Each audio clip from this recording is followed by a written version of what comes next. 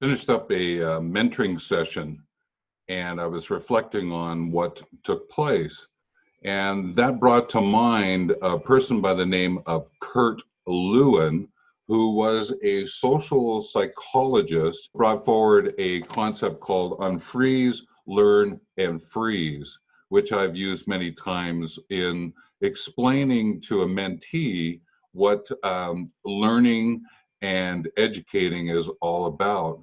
But in particular, what I really enjoyed about his work is the importance of someone understanding about theory and practice. So in my reflection, I was thinking through my own theory and practice.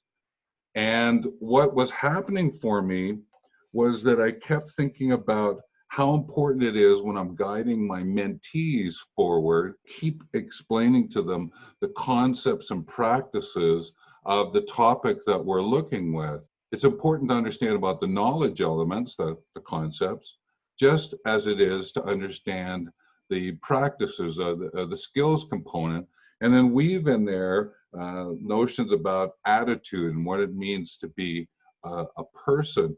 In my mind and my heart, I've always thanked Kurt Lewin for bringing that forward for me. And it's summed up in this quote of his: there is nothing more practical than a good theory. Now, I share that with you today again is because it was the reflection piece about working with the mentee, but also another friend of mine says, you keep being too academic. And they were referencing, I keep talking about the concepts. And I came back and I shared, well, yeah, I have an academic background. That's just part of who I am.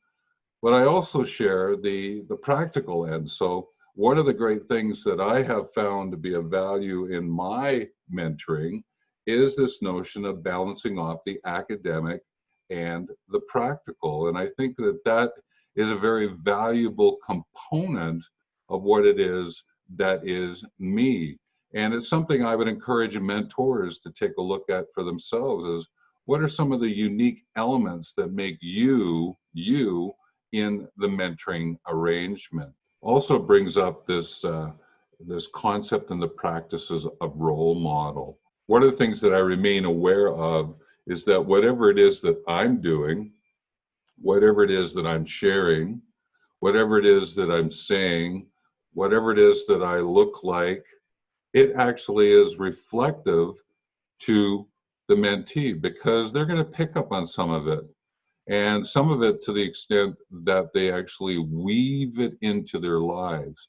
So being able to understand this academic and practical, this concepts and practices, this theory and task elements of what it means to mentor and to be a mentor and to be involved with mentoring is an important element. So with that, I shout out to Kurt Lewin. He's no longer with us, but I appreciate him for what it is that he left behind in his writings. I would encourage you, if you get a chance, look up Kurt Lewin, explore some of the things that he has done.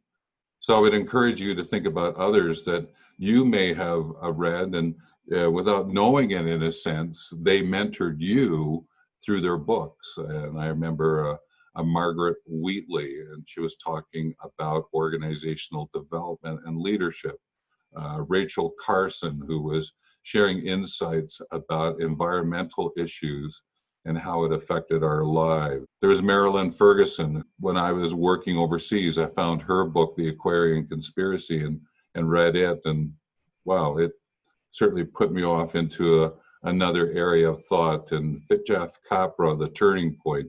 I just mentioned a few more of these authors because each one of them, in their own way, was a book mentor. So with that, take care.